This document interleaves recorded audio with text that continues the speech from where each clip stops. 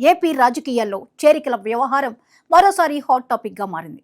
అధికార కూటమిలో భాగమైన జనసేన ఇప్పుడు పార్టీ విస్తరణపై స్పెషల్ ఫోకస్ పెట్టినట్లు కనిపిస్తోంది. ఇతర పార్టీల్లో అసంతృప్తితో ఉన్న బలమైన నేతలను ఆకర్షించే పనిలో జనసేన హైకమాండ్ వేగం పెంచిందనే చర్చ సాగుతోంది. ఈ బాధ్యతను మాజీ మంత్రి బాలినేని శ్రీనివాసరెడ్డికి అప్పగించడంతో ఆయన కూడా రంగంలోకి దిగినట్లు ప్రచారం జరుగుతోంది. ఇదే సమయంలో ఉమ్మడి ప్రకాశం జిల్లాలో ఓ కీలక నేతను జనసేనలోకి తెచ్చేందుకు బాలినేని పావులు కదుపుతున్నారట. మరి బాలినేని చర్చలు ఫలించి ఆ నాయకుడు నిజంగానే జనసేనలో చేరబోతున్నారా? బాలినేని దూకుడుతో ప్రకాశం జిల్లా రాజకీయ సమీకరణాలు పూర్తిగా మారిపోనున్నాయా?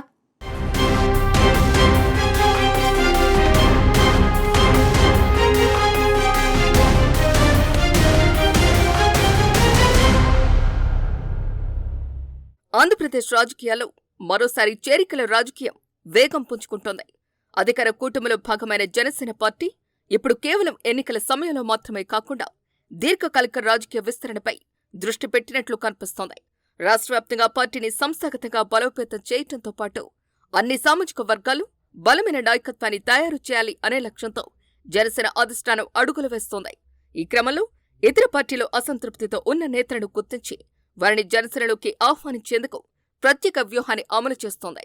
ఈ నేపథ్యంలోనే జనసేన హైకమాండ్ రాష్ట్ర వ్యాప్తంగా చేరికలను సమన్వయం చేసేందుకు 14 మంది సీనియర్ నాయకులతో ప్రత్యేక కమిటీని ఏర్పాటు చేస్తుంది. ఈ కమిటీకి జిల్లాల వారీగా బాధ్యతలను అప్పగించగా గ్రేటర్ రాయలసీమ ప్రాంత బాధ్యతలను మాజీ మంత్రి బాలినేని శ్రీనివాసరెడ్డికి అప్పగించారు. గతంలో వైసీపీలో కీలక నేతగా పనిచేసిన బాలినేని ఇప్పుడు జనసేనలో చేరిన తర్వాత పార్టీ విస్తరణలో చురుగ్గా వ్యవహరిస్తున్నారు. ముఖ్యంగా రాయలసీమతో పాటు తన సొంత జిల్లా ఉమ్మడి ప్రకాశంపై ఆయన ప్రత్యేక దృష్టి సారించినట్లు రాజకీయ వర్గాలు చెబుతున్నాయి. ప్రకాశం జిల్లాలో జనసేనకు బలమైన నాయకత్వాన్ని ఏర్పాటు చేయాలంటే స్థానికంగా ప్రజలు పట్టు ఉన్న నేతలను పార్టీలోకి తీసుకురావాలని బాలినేని భావిస్తున్నట్టు సమాచారం. అందులో భాగంగానే మాజీ ఎమ్మెల్యే ఆమంచి కృష్ణమోహన్తో ఆయన చర్చలు జరుపుతున్నట్టు ప్రచారం సాగుతోంది. ఇప్పటికే పలుమార్లు ఇద్దరి మధ్య భేటీలు జరిగినట్లు రాజకీయ వర్గాల చర్చ జరుగుతోంది. ఆ చర్చలు సానుకూలంగా సాగుతున్నాయని, త్వరలోనే ఆమంచి జనసేన కండువా కప్పుకునే అవకాశాలు ఉన్నాయని ప్రచారం బలంగా వినిపిస్తోంది.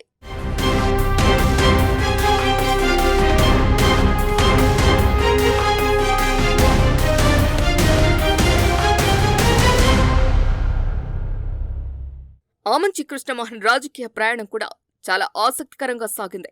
ప్రకాశం జిల్లా రాజకీయాల్లో తనకంటూ ప్రత్యేక గుర్తింపు సంపాదించుకున్న ఆయన మొదట కాంగ్రెస్ పార్టీ ద్వారా రాజకీయాల్లోకి వచ్చారు. 2000 ప్రాంతంలో వేటపాలెం జడ్పీటీసీ సభ్యుడిగా గెలిచి ప్రజాప్రతినిధిగా తన ప్రయాణాన్ని ప్రారంభించారు. అనంతరం ఎంపీపీగా పనిచేశారు. స్థానిక స్థాయిలో బలమైన నాయకుడిగా ఎదిగిన ఆయన 2004 ఎన్నికల సమయంలో కాంగ్రెస్ సీనియర్ నాయకుడు కొనిచెట్టి రోసయ్యకు అండగా నిలిచి పార్టీ బలోపేతానికి కృషి చేశారు. 2009 ఎన్నికల సమయంలో రోసయ్య చీరాల నుంచి పోటీ చేయకుండా తప్పుకోవడంతో కాంగ్రెస్ పార్టీ ఆమంచికి అవకాశం కల్పించింది. ఆ అవకాశాన్ని సద్వినియోగం చేసుకున్న ఆమంచి చీరాల ఎమ్మెల్యేగా ఘన విజయం సాధించి తొలిసారి అసెంబ్లీలో అడుగుపెట్టారు. అదే సమయంలో జిల్లా రాజకీయాల్లో కీలక నాయకుడిగా ఎదిగారు. అయితే 2014 ఎన్నికల్లో ఇండిపెండెంట్ అభ్యర్థిగా బరిలోకి దిగారు. అప్పటి రాజకీయ పరిస్థితిలో ప్రధాన పార్టీలకు సవాలు విసురుతూ స్వతంత్ర అభ్యర్థిగా గెలుపొందడం ఆమంచి రాజకీయ జీవితంలో అత్యంత కీలక ఘట్టంగా నిలిచింది. స్వతంత్ర అభ్యర్థిగా ఎమ్మెల్యేగా గెలవటం చాలా అరుదైన విషయం. దీంతో రాష్ట్ర వ్యాప్తంగా ఆమంచి పేరు మారుమోగిపోయింది.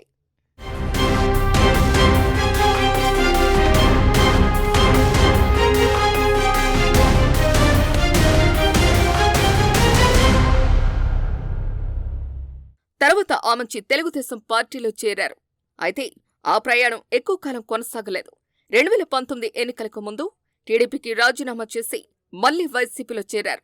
వైసీపీ అభ్యర్థిగా చీరాల నుంచి పోటీ చేసినప్పటికీ టీడీపీ అభ్యర్థి కరణం బలరాం చేతిలో ఓటమి పాలయ్యారు. అయితే ఎన్నికల తర్వాత రాజకీయ సమీకరణలు పూర్తిగా మారిపోయాయి. టీడీపీ తరపున గెలిచిన కరణం బలరాం కొద్ది రోజులకే వైసీపీలో చేరారు. అప్పట్నుంచి చీరాల నియోజకవర్గంలో ఆమంచి కరణం వర్గాల మధ్య రాజకీయ విభేదాలు మరింత పెరిగాయి. కరణంకు జగన్ ప్రాధాన్యత ఇవ్వటంతో ఈ పరిణామాల తర్వాత వైసీపీకి దూరమైన ఆమంచి వైఎస్ షర్మిల నేతృత్వంలోని కాంగ్రెస్ పార్టీలో చేరారు. 2024 ఎన్నికల్లో కాంగ్రెస్ అభ్యర్థిగా పోటీ చేసి దాదాపు 40,000కు పైగా ఓట్లు సాధించి చరిత్ర సృష్టించారు. ఏపీలో నోటా కంటే దిగువకు పడిపోయిన కాంగ్రెస్ పార్టీ తరపున పోటీ చేసి 40,000 పైచిలకు ఓట్లు సాధించి తన సొంత బలం ఎంత ఉందో నిరూపించుకున్నారు ఆమంచి.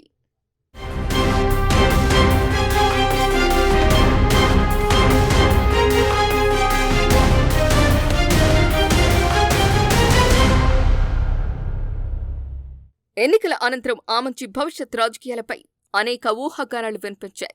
మళ్లీ వైసీపీలో చేరతారు అనే ప్రచారం సాగింది. అయితే రాష్ట్రంలో మారిన రాజకీయ పరిస్థితులు, అధికార ఓటమి బలపడ్డం, జనసేనకు పెరుగుతున్న ప్రాధాన్యత నేపథ్యంలో ఆమంచి ఆలోచనలో మార్పు వచ్చినట్లు రాజకీయ విశ్లేషకులు చెబుతున్నారు. అధికార కూటమిలో భాగమైన జనసేనలో చేరటం ద్వారా రాజకీయంగా మరింత అవకాశాలు ఉంటాయని ఆయన భావిస్తున్నట్టు ప్రచారం జరుగుతోంది. ఈ పరిస్థితిలోనే బాలినేని శ్రీనివాసరెడ్డి రంగంలోకి దిగినట్లు సమాచారం. ప్రకాశం జిల్లాలో బలమైన సామాజిక, రాజకీయ సమీకరణాలను దృష్టిలో పెట్టుకుని ఆమంచిని జనసేనలోకి తీసుకురావాలని బాలినేని ప్రయత్నిస్తున్నట్టు తెలుస్తోంది.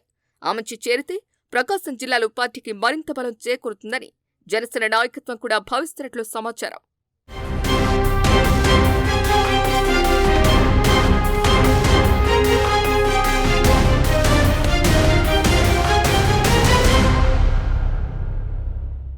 ఇదే సమయంలో బాలినేని కేవలం ఆమంచితోనే ఆగిపోవటం రాయలసీమ వ్యాప్తంగా వైసీపీలో అసంతృప్తితో ఉన్న పలువురు నాయకులతోనూ వరుసగా చర్చలు జరుపుతున్నట్టు ప్రచారం సాగుతోంది.